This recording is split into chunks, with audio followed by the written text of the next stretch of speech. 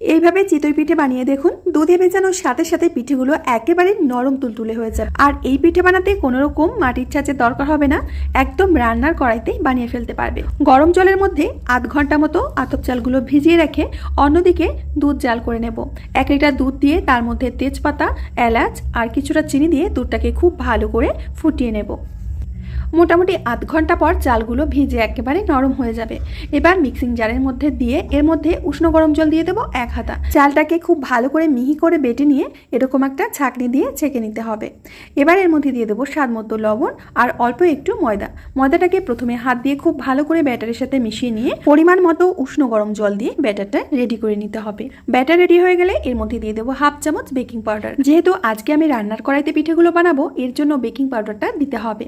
খুব ভালো করে কড়াইটা একটু তেল দিয়ে মুছে নিয়ে 1 হাতা মতো ব্যাটার দিয়ে ঢাকনা চাপা দিয়ে লো আঁচে 2 মিনিট মতো অপেক্ষা করেছিলাম। দেখতেই পাচ্ছ পিঠেগুলো কতটা সুন্দর ফুলেছে। একসাথে আমি 3 থেকে 5টি পিঠে বানিয়ে নিয়ে গরম গরম দুধের মধ্যে ভিজিয়ে দিয়েছি। এবার আধ ঘন্টা পরে এর ওপর থেকে কিছুটা গুড় আমি দিয়ে দিচ্ছি। ভালো করে গুড়টাকে একটু মিশিয়ে নিয়ে পরিবেশন করা যাবে। আর এই আধা ঘন্টার মধ্যেই কিন্তু পিঠেটা ভিজে একেবারে নরম তুলতুলে হয়ে গেছে। আর এই পিঠে খেতে হয় দারুণ স্বাদের। একবার হলেও বাড়িতে বানিয়ে খেয়ে দেখো। আজ এখানেই বিদায় নেব, আবার আসবো নতুন রেসিপি নিয়ে।